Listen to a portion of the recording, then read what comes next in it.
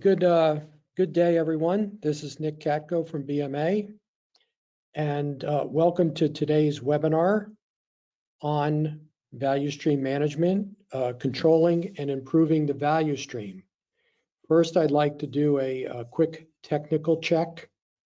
If you can let me know whether you can see me, hear me, and also see the presentation. Just you sort of put it in the question pane, and I'd appreciate it.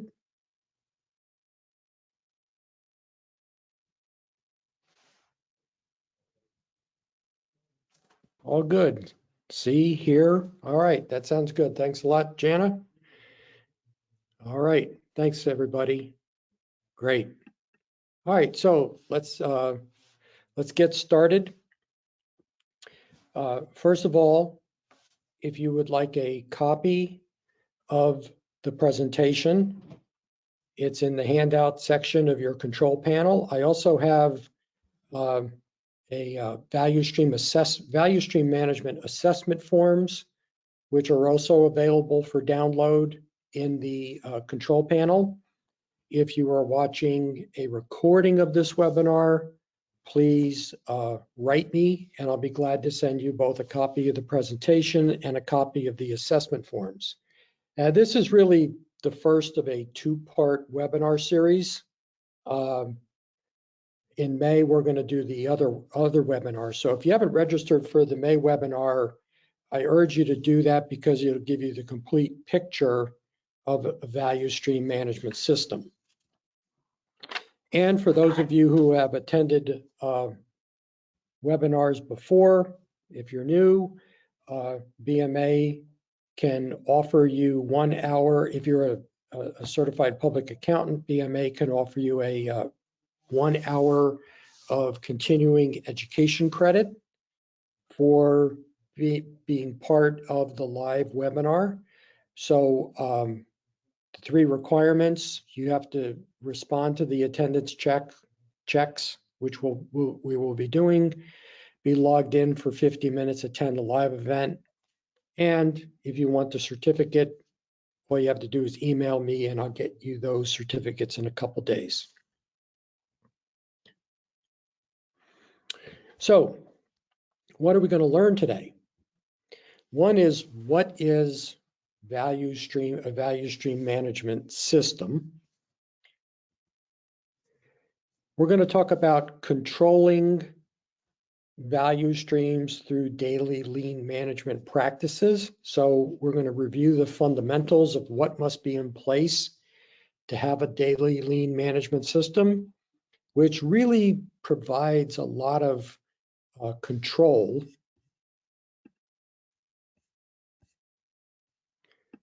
Sorry, somebody raised a question. I just wanted to check, which provides a lot of control for value streams. Next, we're going to learn how lean accounting supports daily lean management, and also how accounting can use daily lean management to help understand possible financial problems and issues. Then we're going to talk about continuous improvement. How do you structure a continuous improvement system in a company? Not all improvements are the same, not all problems are the same, and it's best to have some kind of structure in place to be able to conduct events at various levels of the company and also incorporate lean accounting. So those are we're going to focus on that today. So let's get started. So what is a value stream management system? It's a combination of the lean accounting numbers, lean accounting practices, and lean practices. And there's really 4 aspects of the value stream management system. One is to control the value stream.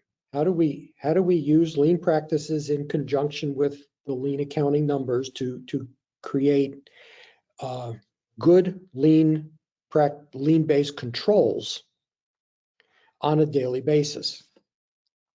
We're going to look at continuous improvement. And how does a company build a continuous improvement system so that, people participate, people know how to conduct improvement events, and we also quantify improvements. In May's session, we're going to look at planning and managing. How do we plan in a lean company? We're going to be talking about things like strategy deployment or Hoshin. We're going to be talking about budgeting, and we're going to be talking about how do you incorporate both lean practices, the impact of continuous improvement, and the lean accounting numbers in terms of planning in lean companies. And then finally, we're going to talk about managing value streams. We're going to be looking at how do we manage decision-making in a company such that we integrate, we're using the lean accounting numbers, but we're also incorporating lean, the impact of lean thinking into our business decisions, and also some general ideas on respect for people and managing by teams. So those are the 4 aspects of value stream management. And like I said, it's a combination of both lean accounting numbers and lean practices to create this holistic system that can be used throughout the company. The other aspect, and really I think this is one of the simpler ways to think about value stream management, is it is a series of plan, do, check, adjust cycles. Now, a lot of you are familiar with PDCA if you have any experience in lean or continuous improvement, and it's based on the scientific method. But in every aspect of this, it's what is the plan and how are we going to execute? What is the plan? What's a goal? What are the problems and issues, or what is the action plan that we want to follow? The do is executing the action plan.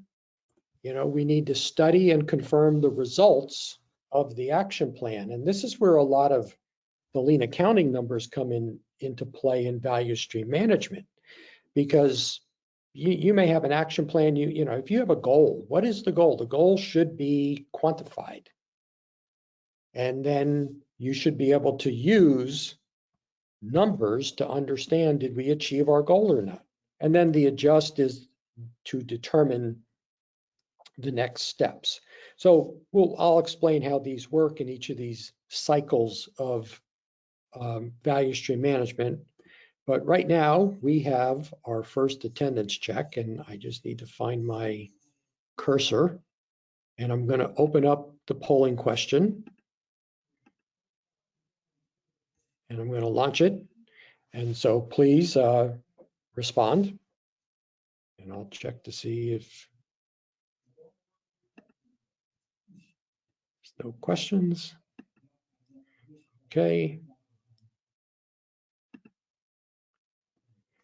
I'll give you about 10, 15 more seconds to respond.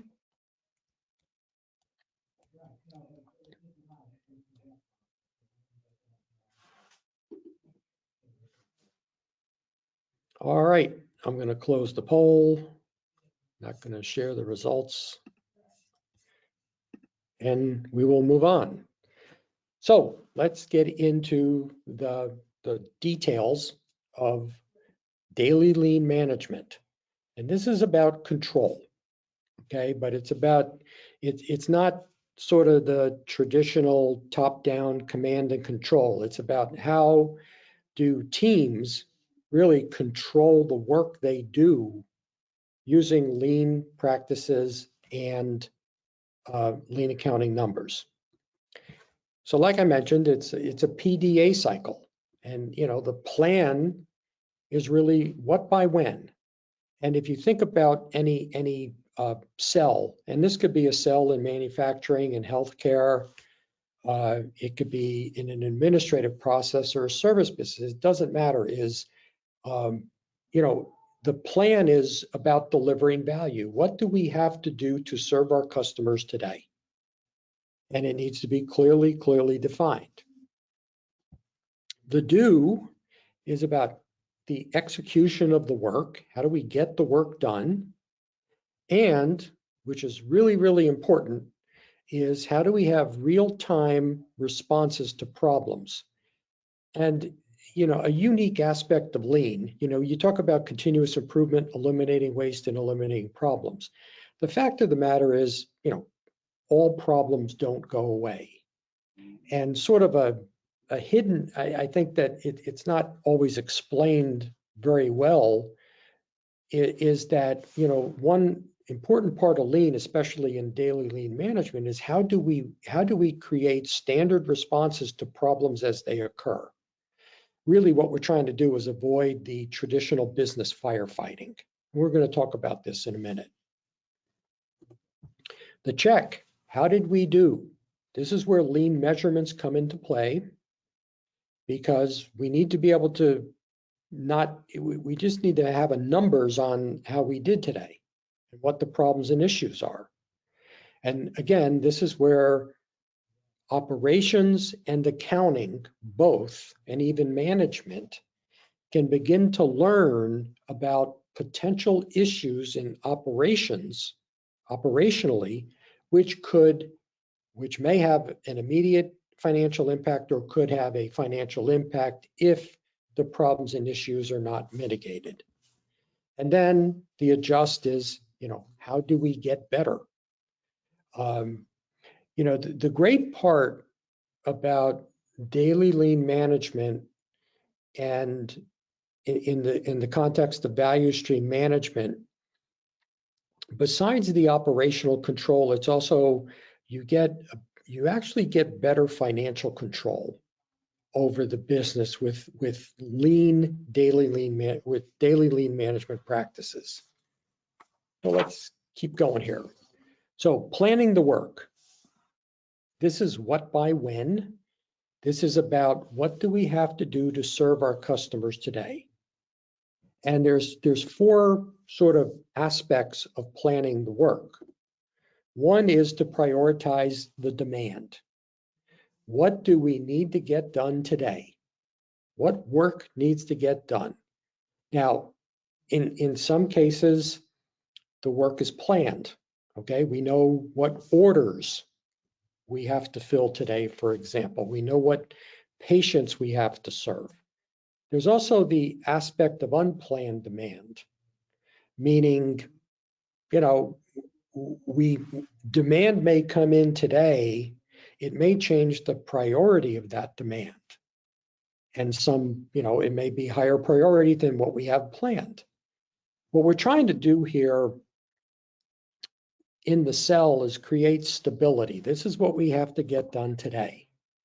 Now, typically, this is done by the day, but if the priority can change, it may be done more frequently, for example, by the hour.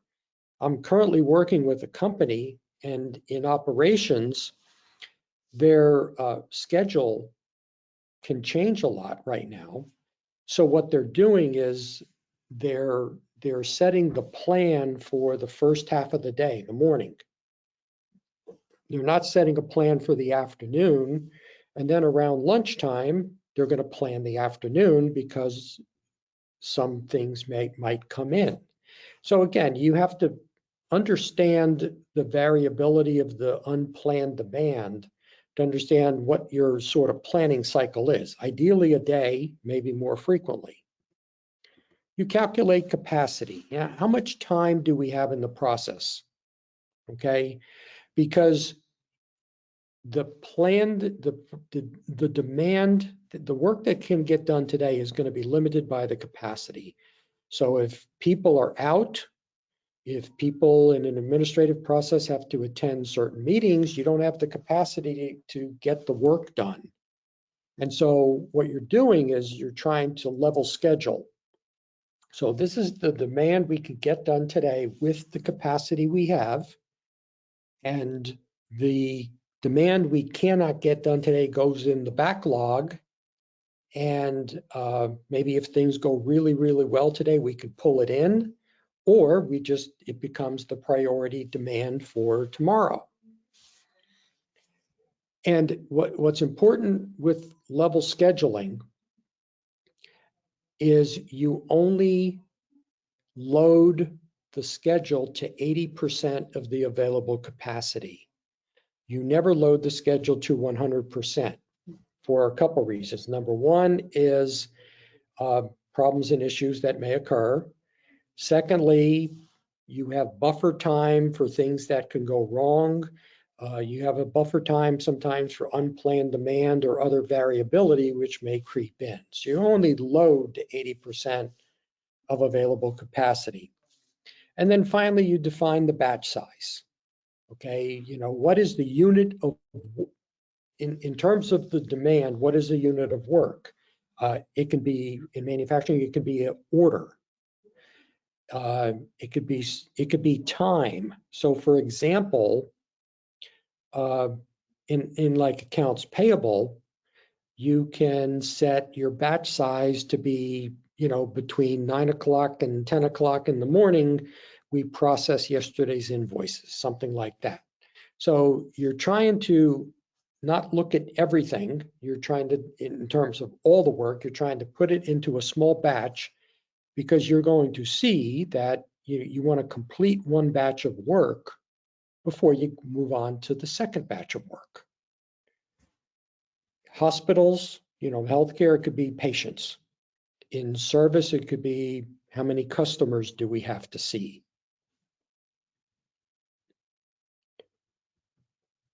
Now, prioritizing demand, it's, how often do you have to prioritize? It's really a function of the sort of the cycle times in the process, the work, how, whether it's short cycle times or long cycle times, and really how predictable the demand is.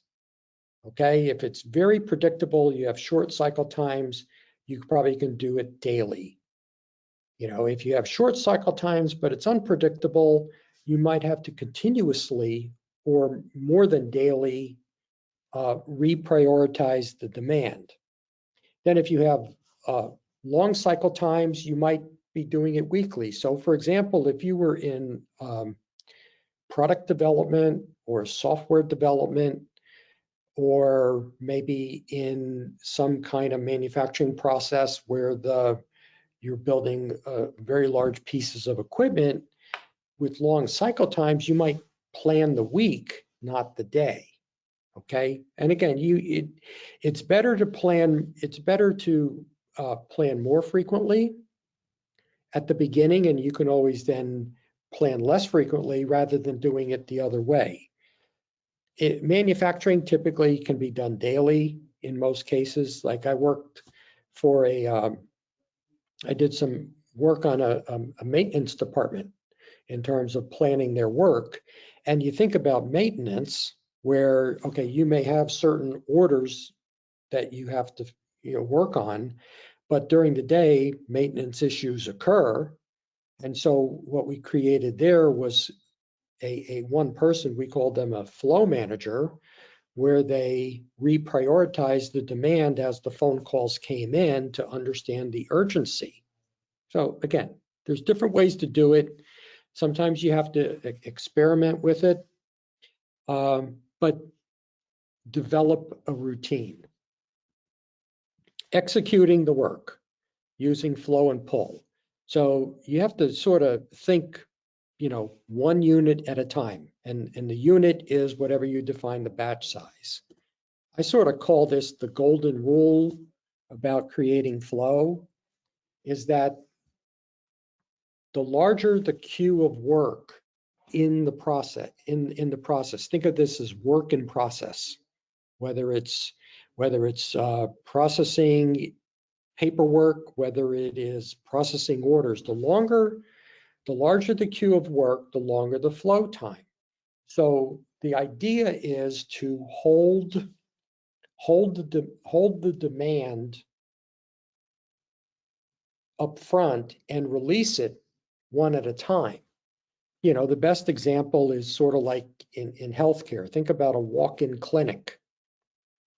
So you walk in, you register, you wait in the waiting room, and then they call you back and you go into the waiting room and into the treatment room. You know, you might see a nurse or someone, they might do some vitals, and then you wait for the provider. And you know, and that's filling up the rooms. That's like a push system. And the pull system would be to be brought into the treatment area when the provider is ready to see you. That's limiting the work. That's just a simple example. Standard responses to abnormal conditions. This is part of the do. This is how you execute the work. You know, like I said, the reality is that stuff happens. And this is the idea you may have heard about andons or signals or things like that. So, you know, when something goes awry, what do we do? How do we react? There needs to be a standard response to abnormal conditions. So let me put all these up here. They come up in a little different order. So you think about demand. Demand can change, unplanned demand, and the priority can change. We talked about a little bit about that a few slides ago, but what kind of system do you have in place to be able to handle changes in demand, okay, without it turning into a firefight? You may have the variability of processing times. You know, in some cases like manufacturing, you know how long it takes to make the product in a particular cell. In other cases, like in accounting, for example, you know, like in accounts payable, you may open up an invoice and it may be a very complex invoice that's going to take a long time to process, but you don't know it till you start the work. So when there is variability in processing times because of the complexity of the work, what is the response? What do we do? Okay. There could be unexpected changes in capacity. You know, a person can get sick, go home. People might be pulled out of an administrative process into an important meeting.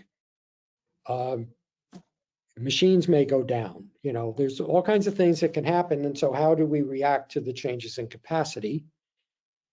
Then how do we, when we encounter waste, what do we do? So, you know, the best example is what do we, like a quality problem. When we encounter a quality problem, what do we do? Do we work on the quality problem at that moment and leave our other work waiting? Do we hand the quality problem off to someone else who maybe that's what they specialize in doing? Or do we set the quality problem aside and work on it later? Again, what's the standard response? A lot of this is, like I said, to avoid firefighting. And if you think about, and we talk about this in practicing lean accounting, you know, there's the image of business firefighting and people running around just putting out the fires as they occur.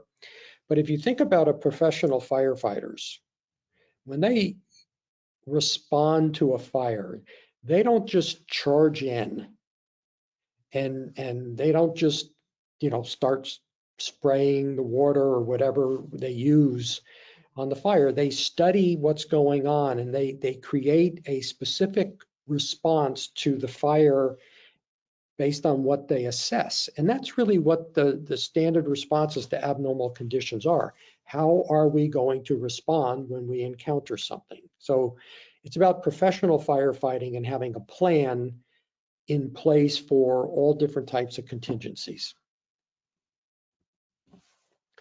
The check, daily lean performance measurements, okay? And really the purpose of daily management, daily lean performance measurements is to reveal problems and issues. And that's something new sometimes for people because people are used to just reporting measures. And yeah, it's fine to report them, but we want to know what's behind the measure, the good and the bad. So what are some typical daily measures? For delivery, it's schedule attainment.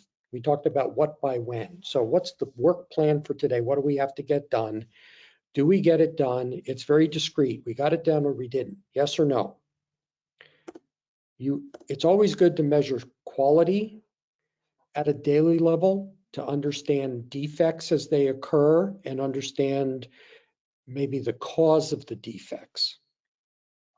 For cost, you're looking at the drivers of cost. Okay, we're not looking at how much did we spend today necessarily, but for example, you could look at overtime hours.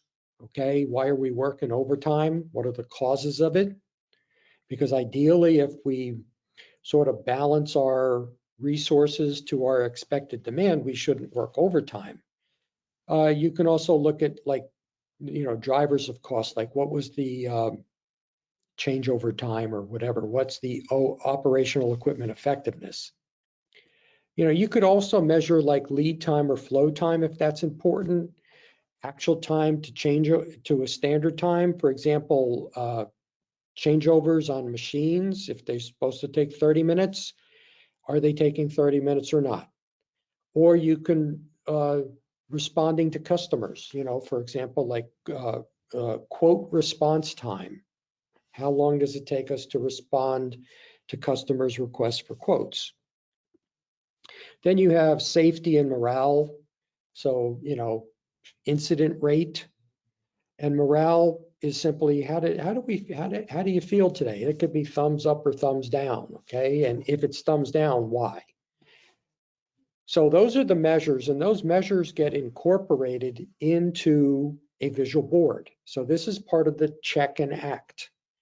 Now, one thing I like to recommend is that if you're setting up visual boards, especially for daily huddles, sort of structure them in PDCA format. Okay, so on the left side you have the plan. What's the demand? Is it balanced? What's the backlog? The do is the status. What's the work in process? What's the current problems and issues? The check would be the measures. And they can be in graphic form, they can just be numbers, they can be a series of numbers like for the week or for the quarter. And then the adjust, it's the problems and issues. What are the current problems and issues? What are the trends we're seeing? What are the status of the improvements that we are working on? And the visual board combined with the daily huddle, the daily huddle is conducted around the visual board. And it's part of the check and act, and there's a standard response. I'm sorry, there's a standard agenda. Okay, what's today's plan? Okay, and is it balanced and prioritized? How did we do yesterday? Daily lean measures, you review them.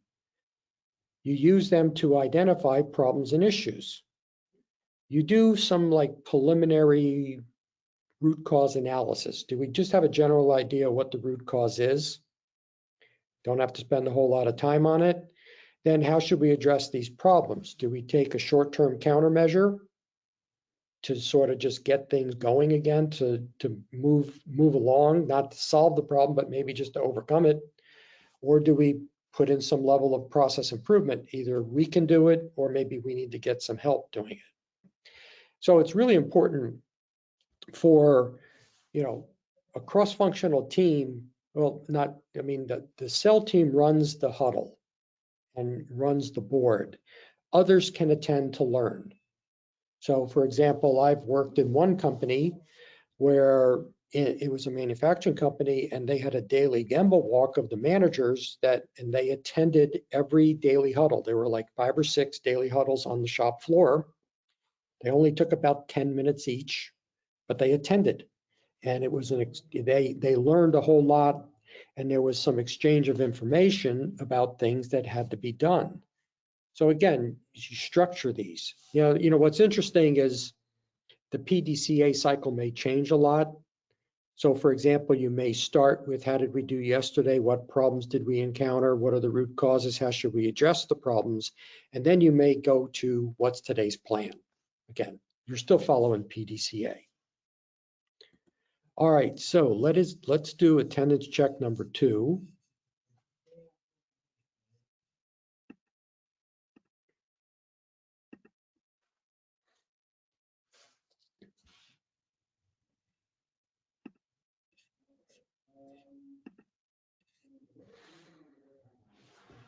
If anybody has any questions, please put them in the question pane. I'll try to take a look at them before the end. Nobody has submitted any questions yet, but please feel free to do so. And when we're done with this poll, we're going to move into improving the value stream. All right, I'm going to close the poll. Just about everybody voted. I'm not going to share the results. Let me just check the questions. Don't have any. All right, so we'll move on. All right, so now we're going to get to improving the value stream. And back when I was initially part of a lean transformation at Bullard, I learned this very early in the lean journey, in my personal lean journey, and it's helped me a whole lot because I've seen companies not do continuous improvement very well. It's really okay. So improving needs to be structured and disciplined. I think discipline is really the big word to use, because I think in general when people get introduced to lean thinking, there's an excitement to improve. People want to be part of it, and so they need to know how to do it. It's not random and haphazard. It's not everybody doing their own thing. All right, so the disciplined approach, and again, I'm giving you sort of a framework, but there's different ways to do all this. But it's sort of the important thing is to create some kind of structure that works in your company. So in general, there's like 3 levels of improvement. One is Kaizen. Okay, Kaizen events. We've all heard of Kaizen events. These really are planned cross-functional events that are designed to achieve breakthrough change. Now, typically, Kaizen events are based on achieving a future state, okay? And, these are usually complex problems to solve. And the solution is probably not apparent, and it may require some experimentation. It may require really redesigning a process or part of a process. So that's one level. There's a middle level, which I call value stream improvement. So this is driven by the value stream team. And this is, Kaizen is very proactive improvement. Okay, you're almost creating a problem. Okay, value stream improvement is more reactive. So you think about, you have a value stream team. We're gonna talk in a few minutes about a value stream weekly meeting. So you're looking at the problems and issues that are in the value stream as a whole, and how are we going to respond to them? How can we set up improvement events to solve problems over time? There's some experimentation involved, but value stream improvement is typically sort of done within the context of the workday. You're not pulling people out having a formal Kaizen event. Then you have daily improvement. So this is driven pretty much by what we just talked about, the daily lean management system. And a lot of times these are called like just do it problems. So the team understands the solution and can put it in place rather rapidly, and they just do it. Okay. What's important here is that not all problems are the same, and the solution to problems and issues are not always easy to understand. I always say that if if you knew the solutions to your problems, you wouldn't have problems. And that's why you sort of go through continuous improvement. So, it's good to have a structure so that people know where the problem fits in this system and how to go about it. Now, what's interesting from a lean accounting viewpoint is all improvement is about moving numbers. Okay, so let's get into that a little bit. So let's look at each of these separately. Kaizen, again, it's a PDCA cycle. Okay, and we create usually you create a future state map. You may even create a future state box score. You have a current state map, future state map. The question is, how are we going to get there? In the mapping, you identify improvement events, like we're going to do, 1 a month or 2 a month, and you schedule these events. These are usually multi-day events, anywhere from 3 to 5 days. And the idea is that you are dedicating resources to those 3 or 5 days. They're going to be pulled out of their regular work, and they're going to just focus on this. You can achieve a lot in 3 to 5 days. You can actually solve the problem because you're dedicating people. So that's the plan piece. The do piece, there's some pre-work, okay?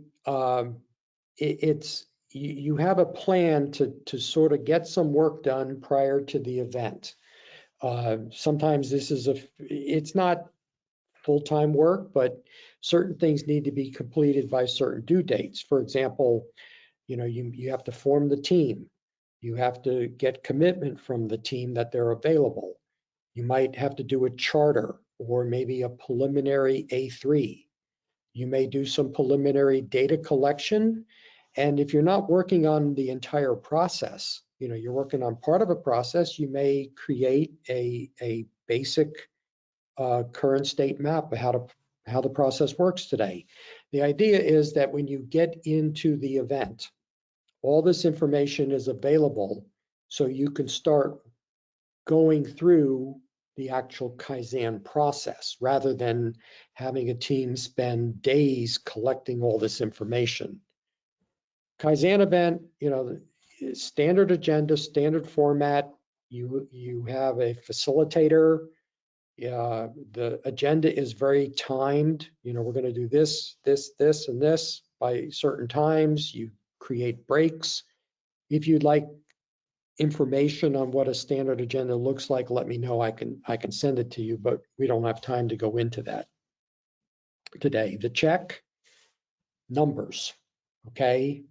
You might have a future state box score. How much is the box score going to move? Or you might just have something called a target sheet with some specific measures. But, a Kaizen event moves numbers. So that's how you check. Now, there's also some 30 to 60, 90-day follow-up after the event is over just to make sure things are sustained. And then the adjust really is more about the 30, 60, 90-day follow-up that, if we're going to look at the numbers, are the improvements being sustained? If they are, great. If they're not, what do we have to do? Do we need to reconvene the team quickly? Do we look at the value stream? Does the value stream team understand, what improvements are not being sustained? Calculating the impact of achieving the future state. Box scores are very, very good. So for example, here we have 3 improvement events that are going to improve on-time delivery, are going to improve days of inventory, and are going to improve quality. That is the expected impact, measurable impact of 3 improvement events. And you can calculate this if you have the measures in place and you create a future state map, you can calculate this. You can also calculate the direct financial impact. So in this case, there's a reduction in actual material costs because we have less inventory and we have less scrap. And then there's the capacity impact. Okay, most continuous improvement, most Kaizen events create more time. You eliminate waste, you create time. How much time do we expect to create? In this case, 20% available capacity. So that's the direct impact of those events. And then you can even look at the long-term impact of events, basically using, what are we doing with the capacity? So we got 20% capacity. We can transfer people from one value stream to another. We can reduce the capacity, reduce the labor costs. We can understand what the profits are. We can use capacity, introduce new products. We have a change in revenue, change in material cost, labor and machine costs stay the same. We can also insource products that are currently outsourced. So you can also do a longer term projection of one Kaizen event or a series of Kaizen events. So box scores are very, very good, a very good tool to use in Kaizen events to quantify the events, because sometimes Kaizen events are hard to understand. They could be very complex, but what people understand numbers moving in the right direction. So the more that you can explain the Kaizen events with numbers, rather than all the details of what we did, the easier it is for people to understand the impact. So value stream improvement is done in sort of like a weekly value stream operational meeting. This is a 30-minute meeting. You're reviewing operational performance. You're reviewing the status of the improvements that you're working on. You know, the idea is, you know, we talked about what by when with daily lean management and with schedule attainment. So the what by when in value stream improvement is improving the performance measurements. So, you know, how much does on-time delivery have to improve this quarter? How much do days of inventory have to improve by this quarter, for example? So that's the plan, and that's set up. And then the weekly meeting is you're reviewing the box score, you're identifying problems and issues, you're determining do we have to make some improvements? Do we have some maybe complex issues which we have to maybe try to do more of a Kaizen event, or do we put countermeasures in place? The weekly box score again is the review and a weekly value stream board. And then what you're doing really is adjusting the improvement plan. Okay. So again, if you're looking at a weekly box score, you know, you're going to be looking at the trends in operating performance. For example, dock to dock days, which is another version of inventory days. You know, we want to get to 5.6 days, and currently, you know, we're in the 8 range. You know, so the question is, you know, what are the problems and issues with inventory right now, and what kind of improvements do we need to focus on to start driving that measure down so that we achieve 5.6 days by that target date? You can also look at, for example, the variability in some of your costs. Okay, you know, you can see these conversion costs. The goal is about 336,000. You can see that, you know, the numbers are 1 week they're low, other numbers 2 weeks they're low, other weeks they're high. What are the reasons for the variability? And then you can also do the same thing with capacity. You can also have a value stream board, okay, which again looks at the performance measures, really the trend over time.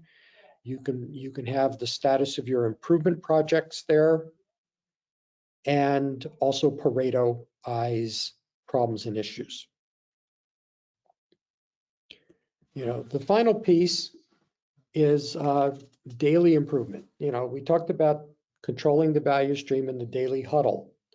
And really, the daily improvement really comes out of the daily huddle. It's more of an extension of the daily huddle. So, you know, we have our targets of daily performance measurement that we want to achieve.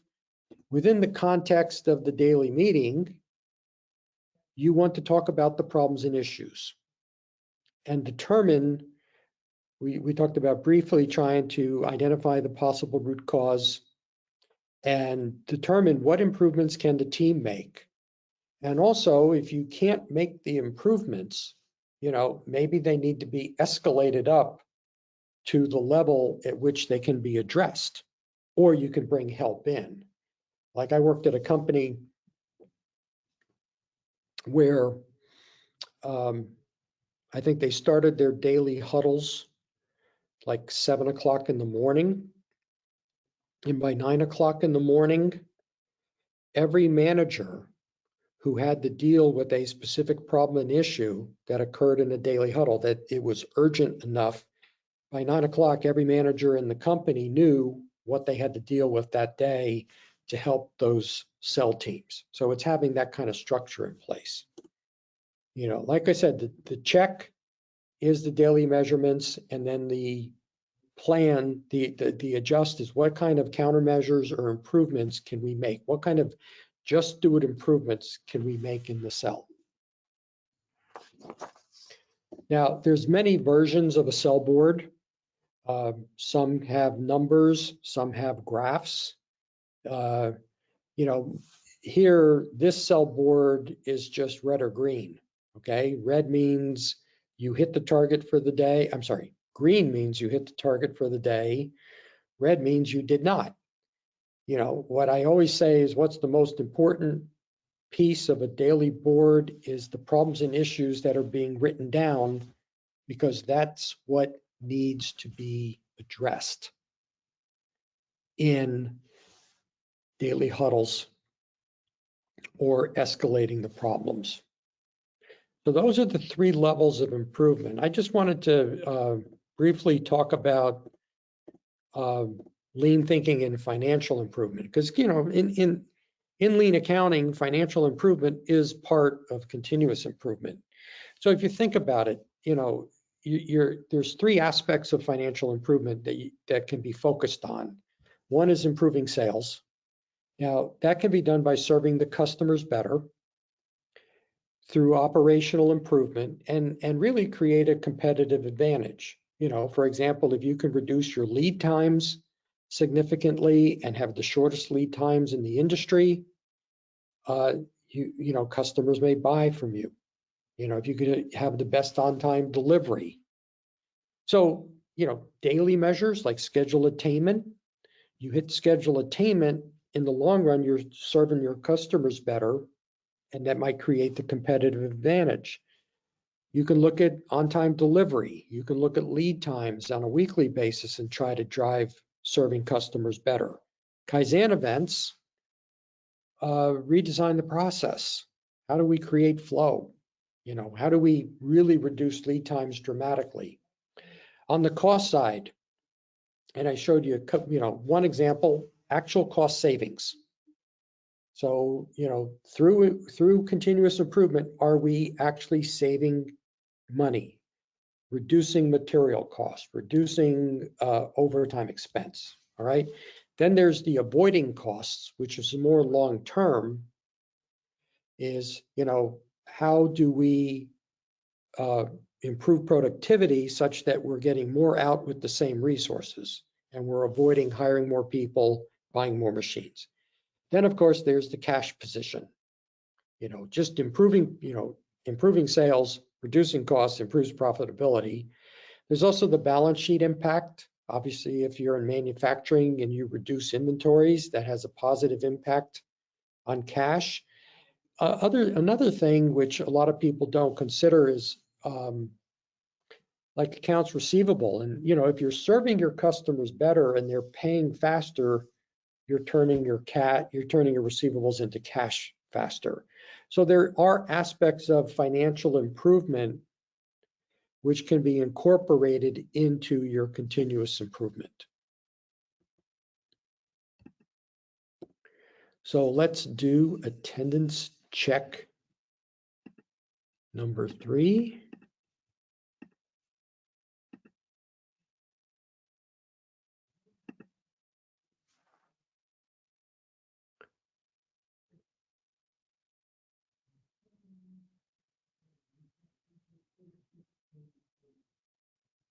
I'll give you a little more time.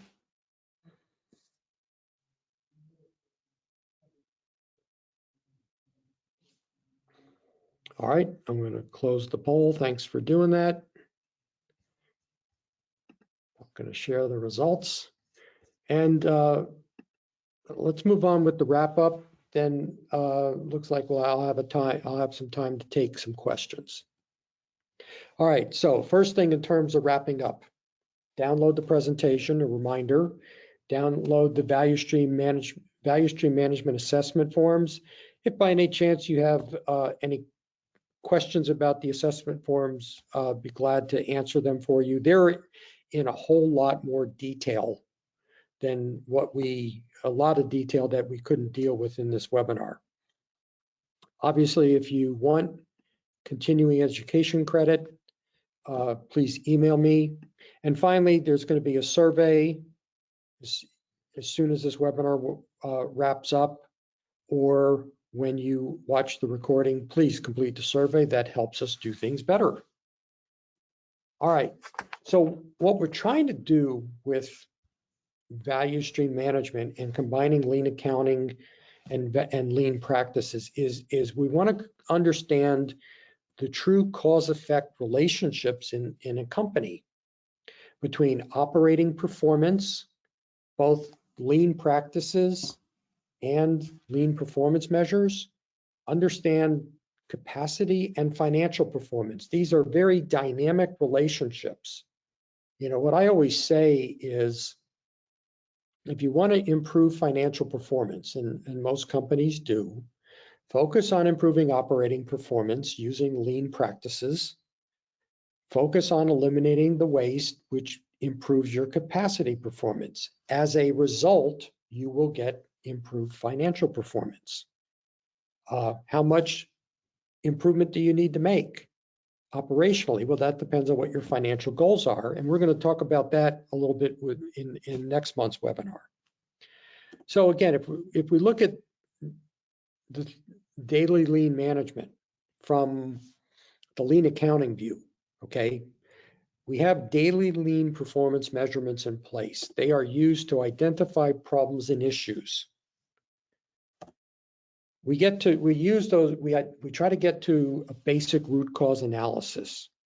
Also, what we're trying to do is understand the potential financial impact that, certain problems and issues that occur today may not have a financial impact, but if the trend continues, it may. For example, if schedule attainment, if we don't hit schedule attainment today, okay, fine. We know why, we can make it up tomorrow.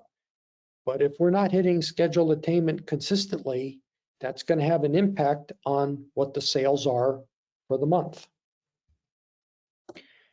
What we're trying to do from the PDCA viewpoint on lean accounting is we're trying to minimize, the adjust is trying to minimize the financial impact. And daily lean management goes a long way towards learning the cause-effect relationships between operating performance and financial performance. You also get the just do it's in terms of just the daily improvements that can be done. The lean of accounting view of Kaizen. You have current state and future state box scores and maps. You identify and plan the Kaizen events. You conduct the events. You use box scores to measure the impact of events. I always say that if you're conducting a formal Kaizen event, you have box scores that a Kaizen event needs to move a portion of the box score to really be a Kaizen event. And then, like I showed you, projecting the financial impact of available capacity to understand where we can go financially. And looking at value stream improvement, you have the weekly box score. You're identifying obstacles to achieving the future state or the target. You're doing the root cause analysis, and there's a little more involvement here of understanding the relationships between overall value stream operating performance and financial performance. You adjust the improvement plans, and what you're doing really through the value stream improvement, you're improving the business decision making in the value stream and aligning it more with lean thinking and lean accounting. So just a few wrap-up slides. We have a capacity calculator template. We didn't really go into details about calculating capacity, but there are two models. One is by process step, which is used primarily in manufacturing. One is by employee or position activities, which is used in administrative and service. They're available on our website. They're available for download. When you download, you also, if you want to get 1 hour of free coaching from me, you can. There's instructions on how to use the templates, and there's also sort of sample data you can use to practice using it. And I strongly encourage you, if you're on the lean accounting journey, to be able to quantify capacity is a really, really good thing to do. Also, looking at future events, we have the Lean Accounting Community Chat on Thursday. Please join. It's a free forum. We talk about whatever you want to talk about. And then May 10th is the next webinar, Value Stream Management, Planning and Managing the Value Streams. There'll be more events added to the BMA website over in the next few weeks for the next few months, but we pretty much conduct a webinar a month for those of you who are new to attending. So I just wanted to see if there's any questions. All right, so